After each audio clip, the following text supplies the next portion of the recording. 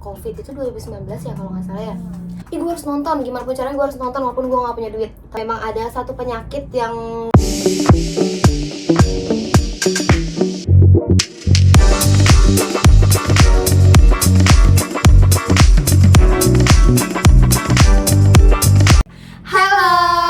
kembali lagi dengan celotehan K-popers. Nah, hari ini kita akan membahas betapa serunya obrolan bersama K-popers. Nah, di sini sekarang udah ada Anita, seorang K-popers. K-popers siapa nih Anita? Aku NCTzen. Wah. Siapa ini? Ini siapa ya? Ini teman-teman pasti udah tahu, salah satu membernya ada Haechan gitu. Wah, cakep ya Chan. Ibunya. Iya dong, aku itu punya anak 3. Yang pertama namanya banyak. Haechan, yang kedua namanya Renjun, dan yang ketiga namanya Jisoo. Wow, jadi Jisoo yang terakhir ya. Tuh, anak bontot. Oke nih, kamu nih awal suka sama K-pop tuh kenapa gitu? Awalnya itu aku sukanya kurang lebih awal COVID itu 2019 ya kalau nggak salah ya. Jadi di tahun 2019 gitu sebenarnya kalau dibilang jadi K-popers bener-bener itu ya di 2019 gitu. Tapi kalau untuk sebelum-sebelumnya itu udah lama banget pernah jadi soloist. Jadi nyukainnya kayak satu member aja nih. Nah itu awalnya suka sama Dio EXO karena nonton dramanya. Pasti tahu dong yang 100 Day with My Prince. Iya, Nah I itu know. Jadi pertama tuh kali dia yang buat kamu terjun ke K-pop. pertama kali tapi solo aja nih. Terus Oke. tiba-tiba si Haechan ini main bareng talk show, ada di salah satu jadi bintang tamu talk show di Korea gitu. Nah, ketemulah si Dio sama Haechan gitu. Mulai dari situ kok kayaknya mereka lucu banget nih kalau misalnya ada interaksi berdua gitu. Jadi mulai jadi soloist untuk Haechan dan Dio juga pada saat itu. Oh, Belum dari suka grupnya. Dari situ mulai suka sama Haechan-nya. Sampai sekarang suka sama sampai Haechan. sekarang. Akhirnya pas di 2019 itu kan COVID ya kayak. Iya. Nah, dari situ tuh kok udah mulai lewat tuh di YouTube gitu kan, di YouTube terus juga di TikTok gitu. Kok lucu banget nih anak gitu, terus sama grupnya. Dari situ kayak lihat deh, oh NCT, ternyata dia gabungnya di NCT gitu. Ya udah dari situ mulai ngeliat membernya siapa aja gitu. Sampai sekarang ngikutin semua member khususnya di grupnya gitu, tapi emang biasanya tuh ke Haechan gitu. Tapi Chen juga lucu kan? Lucu Aku dong, ikat kayak pas ketawanya gitu. gemes banget dia kan Iya. satu grup gitu kan Iya. sama Nah, Haechan. Haechan ini yang nggak bisa diem gitu ya? Paling nggak mau diem deh pokoknya anaknya. Kalau ada yang paling petakilan itu pasti Haechan gitu. Oke. Terus berapa sih yang kakak habiskan nih, yang Kanita habiskan untuk ketemu Haechan atau K-pop yang lain gitu, idol K-pop lain? Sebenarnya aku itu tipe kaum mendang-mending ya. Oke. Jadi kayak mikirin banget gitu untuk budget ataupun hal yang mau aku beli gitu kayak tentang K-pop gitu.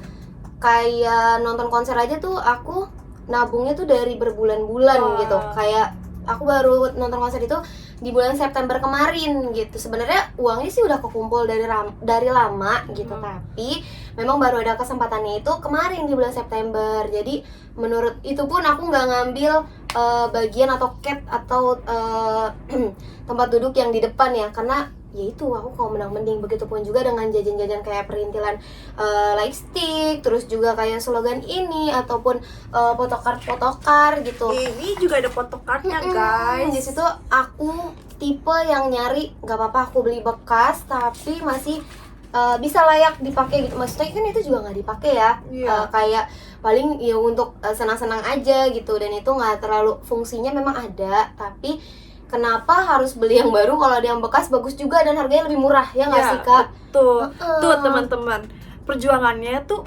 gede gitu loh buat ngumpulin uangnya. Uangnya juga tuh nggak segampang itu dikumpulinnya. Jadi jangan meremehkan ya teman-teman. Lalu apa aja sih yang kakak lakuin nih buat K-pop ini yang kakak suka itu? Sebenarnya kalau misalnya apa yang dilakuin nggak banyak sih ya kak, karena kan dibilang juga baru nonton konser tuh baru sekali doang gitu. Terus juga itu kan harus ngumpulin uang dulu.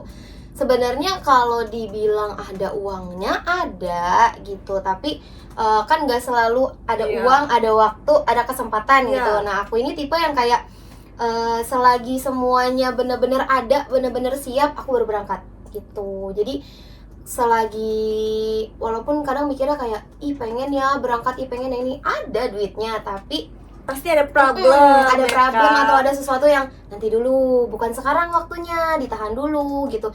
Bukan berarti kita harus memaksakan sesuatu padahal kita posisinya nggak ada uang nih, tapi kita ih gue harus nonton, gimana pun caranya gue harus nonton walaupun gue nggak punya duit. Tapi nggak gitu, aku bukan tipe yang Ya, kayak gitu. tuh betul teman-teman. Kalian boleh suka K-pop tapi jangan sampai melewati batas. Kalau memang ada uang, lanjutkan, nggak apa-apa. Tapi kalau memang nggak ada tuh nggak usah dipaksain, oke Benar. teman-teman. Nah, menurut kakak nih, biar kalian tahu juga nih ya teman-teman, menurut kakak harga tiket seenggaknya yang paling terakhir tuh berapa tuh Yang kak? belakang gitu ya.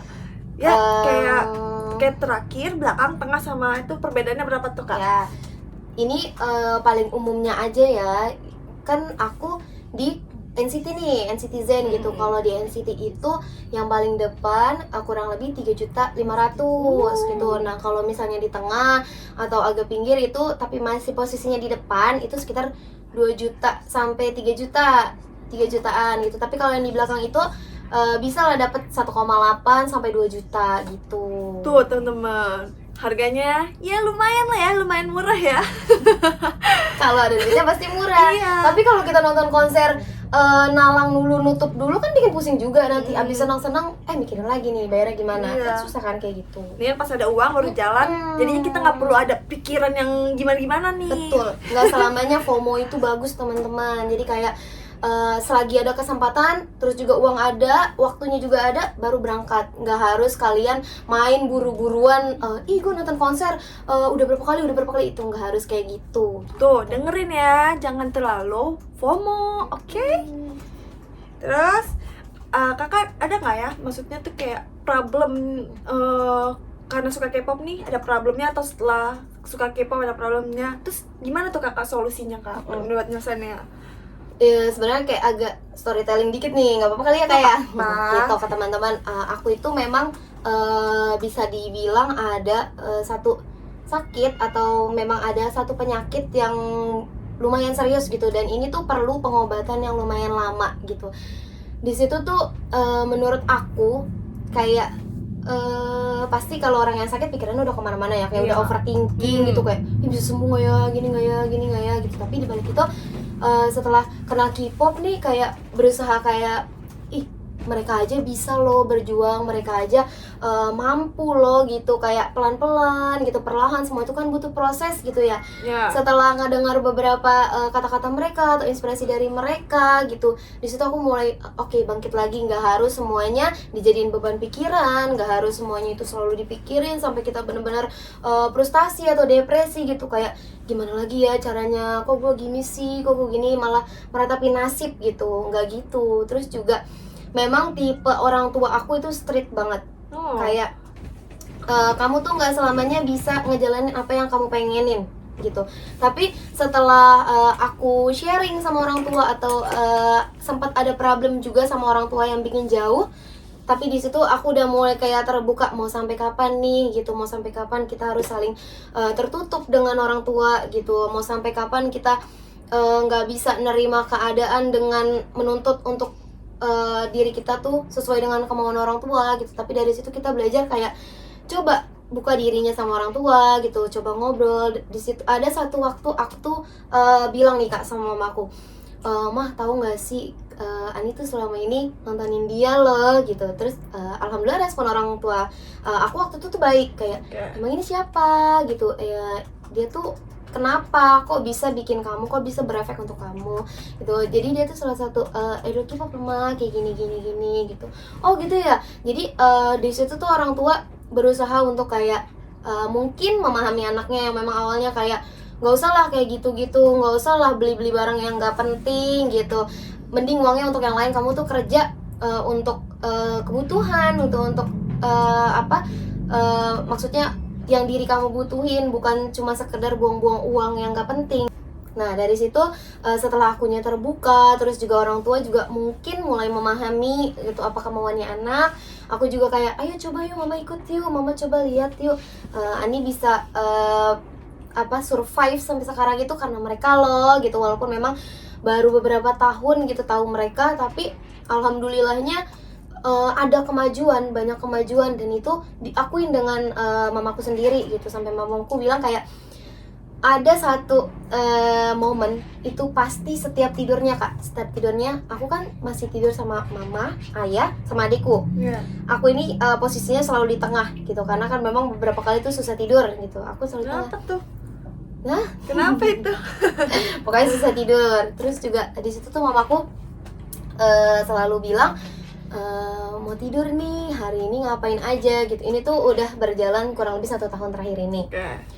Ngapain aja, mau tidur tadi hari ini ngapain aja Kak gitu. Terus ngelihat apa gitu. Terus hal yang nggak pernah dilupain sama mamaku adalah nanya, hari ini cucu mama ngapain gitu. Terus dari situ tuh aku kayak, oh berarti mamaku tuh nerima apa yang aku sukain gitu.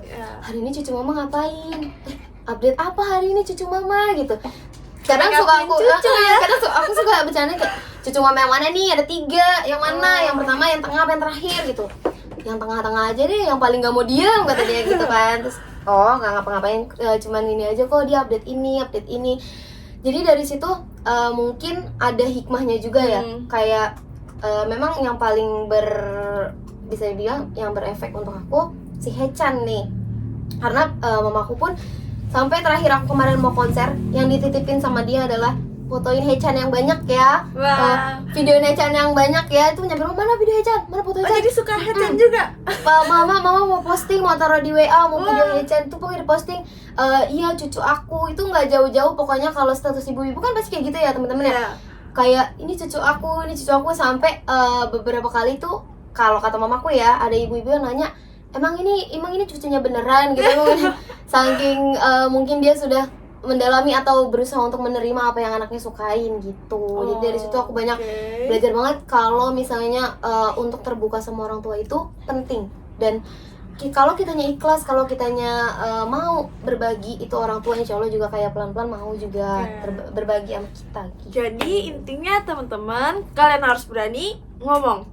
Kalau memang kalian gak berani ngomong, kalian tuh gimana ya, jadi itu orang nggak tahu apa yang kalian pikirkan. Jadi harus berani ngomong nih kayak Kanita. Jadinya kan mamanya nerima, dan dia juga jadinya bisa lebih luas pemikirannya, nggak sakit lagi ya kan, jadi lebih baik gitu. Oke, lanjut ya Kanita.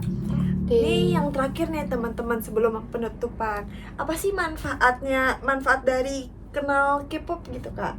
Apa sih kayak dari yang problem tadi itu kakak bisa dapetin manfaatnya nggak? Terus juga kasih tahu nih ke teman-teman yang kayak suka ngatain K-pop, atau orang tua yang nggak open minded gitu, kasih tahu Kak. Sebenarnya kayak keluarkan.